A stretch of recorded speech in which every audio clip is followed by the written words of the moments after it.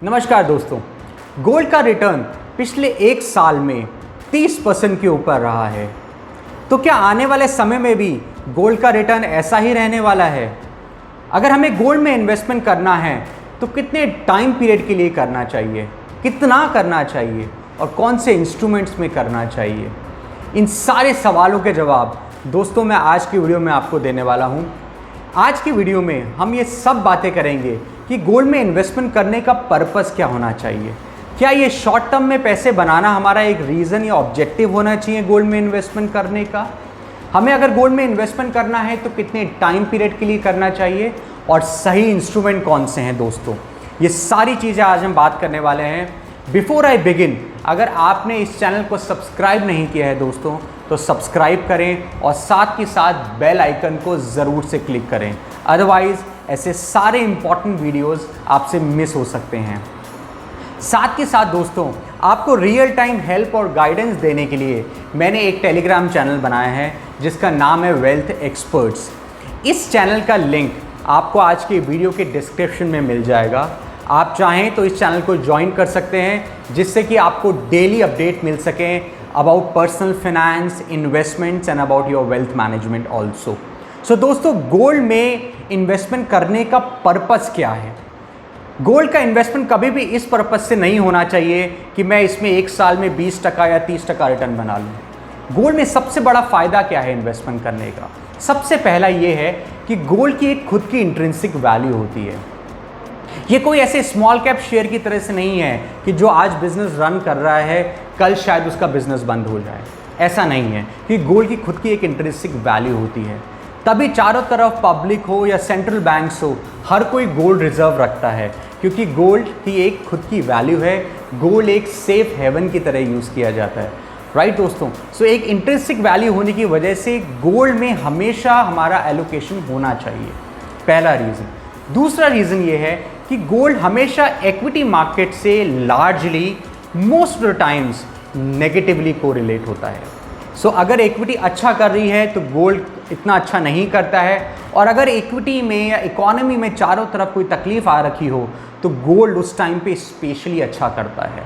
That is the reason specially last 6 to 8 months में corona आने के बाद गोल्ड के रिटर्न इतना तेज़ी से बढ़े, because gold is suppose to be a safe haven which is negatively correlated to equity markets. ये एक बहुत बड़ा बेनिफिट है गोल्ड में इन्वेस्टमेंट करने का। साथ ही साथ गोल्ड, जो तीसरा रीज़न है, गोल्ड आपके पोर्टफोलियो में एज अ हेजर काम करता है कि आपके पोर्टफोलियो में जो सारे कंपोनेंट्स हैं, चाहे वो इक्विटी हो, करेंसी हो या कहीं ना कहीं डेट हो, फिक्स इनकम हो, गोल्ड पूरे पोर्टफोलियो में एक हेजिंग क्रिएट करके देता है। आपके पोर्टफोलियो का सही तरह से डिवर्सिफिकेशन करता है और एक अच्छा एसेट एलोकेशन टूल की तरह काम करता है। तो गोल्ड में इसलिए इन्वेस्टमेंट करना ज़रूरी है। साथ ही साथ आने वाले समय में ऐसा लग रहा है कि सिंस यील्ड नीचे चली गई है, लगातार रेट कट्स हो रहे हैं, ग्रोथ को रिवाइव करना भी एक प्रायोरिटी बनता जा रहा है। इस वजह से जो फिक्स इनकम या डेट फंड्स हैं दोस्तों, उनके रिटर्न्स आने वाले समय में कम रहेंगे। इस वजह से भी गोल्ड में इन्वेस्टमेंट करना या गोल्ड में एक एलोकेशन लेना अच्छा रहेगा आने वाले कम से कम 3 से 5 साल के लिए। सो दोस्तों, इन 4 रीजंस की वजह से गोल्ड आपके पोर्टफोलियो का एक बहुत ही इंपॉर्टेंट पार्ट होना चाहिए। अब दूसरा पॉइंट, अब गोल्ड में अगर हमें इन्वेस्टमेंट करना चाहिए, हमने इंपॉर्टेंस तो समझ ली, पर अब कितना इन्वेस्ट करना चाहिए? तो आपके पोर्टफोलियो का गोल्ड में मिनिमम 5% और मैक्सिमम 10 से 12% इन्वेस्ट होना चाहिए। कभी भी 5% से कम ना रखें गोल्ड को, और कभी भी 10, 12 या मैक्सिमम 15% भी लेके जा सकते हैं, इससे बियॉन्ड ना लेके जाएं। तो मतलब एवरेज आप 8 से 10% अपने पोर्टफोलियो का गोल्ड में रखेंगे तो अच्छा रहेगा। तो से फॉर एग्जांपल, अगर आपका पोर्टफोलियो एग्जांपल के तौर पे 10 लाख रुपए का है टोटल इन्वेस्टमेंट पोर्टफोलियो, तो आप मैक्सिमम 1 लाख तक गोल्ड में इन्वेस्ट कर सकते हैं, राइट दोस्तों। सो अब इस इन्वेस्टमेंट करने के लिए आपको किन किन चीज़ों का ध्यान रखना है, उससे पहले आप ये समझें कि गोल्ड का आउटलुक कैसा है। Short term and medium to long term में आपको 2 आउटलुक शेयर करने वाला हूँ दोस्तों। शॉर्ट टर्म आउटलुक में बहुत सारी चीज़ें मैटर करेंगी। शॉर्ट टर्म में गोल्ड बिल्कुल एक रेंज बाउंड लेवल पे काम करता हुआ दिख रहा है, जिसमें एक 50 से 53 हज़ार का लेवल के बीच में गोल्ड ऑसिलेट कर रहा है। उसके पीछे मेन रीजंस लिक्विडिटी से ज़्यादा है कि कैसे मार्केट में वैक्सीन, जो कोरोना की वैक्सीन है उसके बनने की होप है, अगर वैक्सीन बनने की होप बहुत तेज़ी से बढ़ रही है या वैक्सीन के ट्रायल्स सक्सेसफुल हो रहे हैं, तो गोल्ड का भाव इतना तेज़ी से नहीं बढ़ेगा, गोल्ड का भाव नीचे आएगा, बिकॉज गोल्ड क्राइसिस के टाइम पे अच्छा है। जो मैंने रेंज बताई वही रेंज होती हुई दिख रही है शॉर्ट टर्म में। बट गोल्ड में आपको कभी भी इन्वेस्टमेंट शॉर्ट टर्म के लिए नहीं करना है। गोल्ड का इन्वेस्टमेंट होना चाहिए एटलीस्ट 3 से 5 साल के लिए, मतलब मीडियम टू लॉन्ग टर्म। उसके अंदर गोल्ड आने वाले समय में अप्रिशिएट होता हुआ दिख रहा है। उसके रीजंस क्या क्या हैं? सबसे पहला रीज़न है हाई लिक्विडिटी। चारों तरफ वर्ल्ड मार्केट में जो सेंट्रल बैंक्स ने रेट कट किया है उस वजह से बहुत लिक्विडिटी आ गई है। वो लिक्विडिटी कहीं ना कहीं शेयर मार्केट, स्टॉक मार्केट में भी गई है, वो लिक्विडिटी गोल्ड में भी आई है और दूसरे फिजिकल असेट्स और कमोडिटीज़ में भी आती हुई दिख रही है। सो इस वजह से गोल्ड में आने वाले टाइम में 3 से 5 साल में तेज़ी रहने की उम्मीद है। सेकेंड पॉइंट है जो पॉसिबल रेज ऑफ इन्फ्लेशन है, जो इन्फ्लेशन बढ़ती हुई दिख रही है, उस वजह से भी गोल्ड के भाव आने वाले समय में अच्छे रहेंगे। देन उसके अलावा हाई फिस्कल डेफिसिट, यूएस का बढ़ता हुआ डेट के फिगर्स, इस वजह से भी गोल्ड में आने वाले समय में एक ठीक ठाक तेज़ी दिख रही है। साथ ही साथ जो डॉलर पे प्रेशर है और आने वाले टाइम में जो इतना अनसर्टेन माहौल दिख रहा है कि इकोनॉमी रिवाइव करती हुई दिख रही है, बट फिर भी इकोनॉमी अभी भी स्लो डाउन में है। वैक्सीन का नहीं पता है कि कब हम कोरोना के इस तकलीफ़ से बाहर आएंगे। इन सारी रीजंस की वजह से medium to long term gold एक अप्रिशिएट करता हुआ असेट लग रहा है। कितना अप्रिशिएट करेगा वो सब मैटर करेगा, वो सब it's a factor of lot of things कि कितनी तेज़ी से किस तेज़ी से इन्फ्लेशन बढ़ती है, कितना तेज़ी से लिक्विडिटी बढ़ती है या यूएस का डेट बढ़ता है, या कितनी तेज़ी से अनसर्टेनिटी बढ़ती है। इन सब फैक्टर्स पे डिपेंड करेगा कि गोल्ड का भाव कितना तेज़ी से बढ़ेगा। लेकिन मीडियम टू लॉन्ग टर्म में ये कहा जा सकता है कि गोल्ड अप्रिशिएट करेगा। तो हमें क्या करना चाहिए? हमें एक 7 से 9% की रिटर्न एक्सपेक्टेशन के साथ गोल्ड में एंट्री लेनी चाहिए। एंट्री कभी भी सिंगल शॉट नहीं लेनी है, बिकॉज हो सकता है शॉर्ट टर्म में गोल्ड में वॉलेटिलिटी रहे, गोल्ड के भाव टूटें, तो हमें स्टैगर्ड वे में एंट्री लेनी चाहिए। अगर हमें गोल्ड में मान लीजिए 1 लाख रुपए इन्वेस्ट करना है तो हमें 20 या 25 हज़ार की 4 या 5 ट्रांचेस बना के धीरे धीरे उसमें इन्वेस्ट करना चाहिए और इन्वेस्टमेंट एटलीस्ट 3 से 5 साल के हिसाब से करना चाहिए। अब क्वेश्चन ये है कि इन्वेस्टमेंट करना कहाँ है?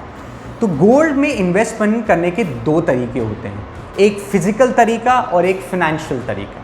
फिजिकल तरीका हम में से ऑलमोस्ट सब लोग जानते हैं कि आप गोल्ड में बुलियन खरीद सकते हैं, दैट इज़ गोल्ड बार से गोल्ड के बिस्किट खरीद सकते हैं, आप गोल्ड कॉइन्स भी खरीद सकते हैं। इस फिज़िकल तरीके को मैं आपको प्रमोट बिल्कुल नहीं करूँगा, बिकॉज़ इसमें बहुत सारी कॉस्ट इन्वॉल्व होती हैं और बहुत सारी हैसल्स होती हैं। दूसरा जो तरीका है, जो फिनेंशियल तरीका है, वो मेरे एनालिसिस के हिसाब से ज़्यादा समझदारी और प्रूडेंट का तरीका है इन्वेस्ट करने का।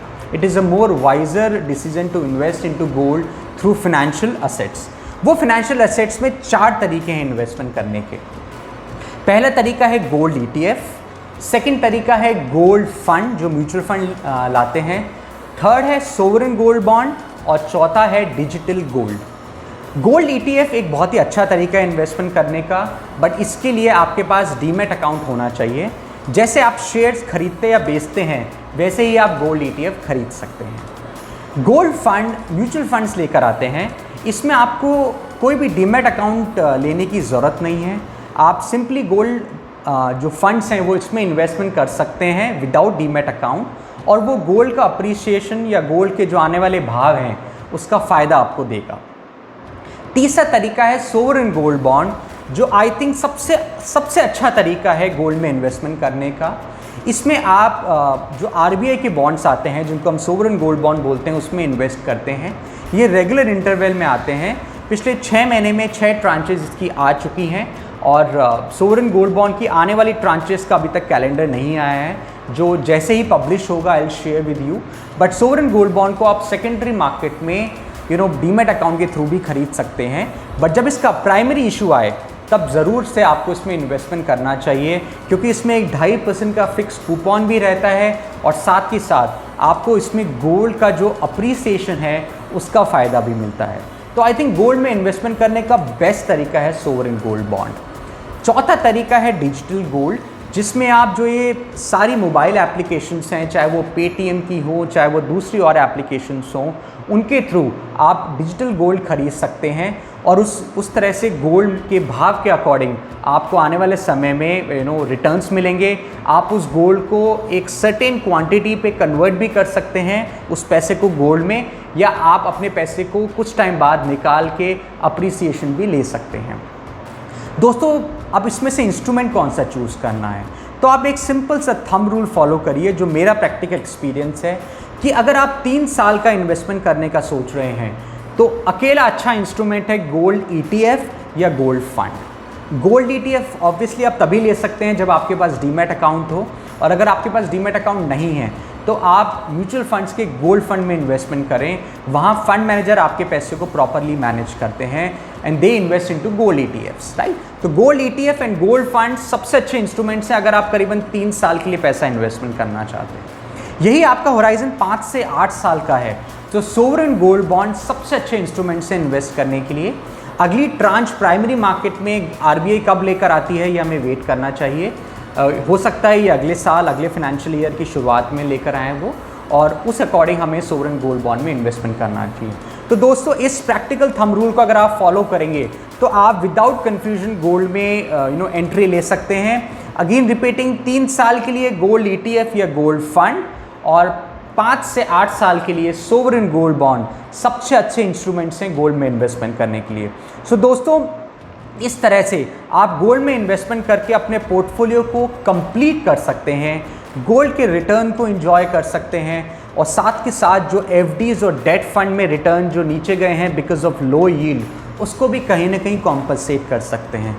ज़रूरी ये है कि आप एक एडिक्वेट टाइम होराइजन लें और सही इंस्ट्रूमेंट्स में इन्वेस्टमेंट करें। सो दोस्तों, इस वीडियो से रिलेटेड अगर आप पे कोई भी क्वेश्चन या डाउट हो तो प्लीज़ कमेंट बॉक्स में मेंशन करें। साथ के साथ इस वीडियो को ज़्यादा से ज़्यादा लोगों से शेयर करें सो दैट मैक्सिमम लोग इन वीडियोस का फ़ायदा उठा के सही तरह से इन्वेस्टमेंट कर पाएँ। ऑल द बेस्ट दोस्तों।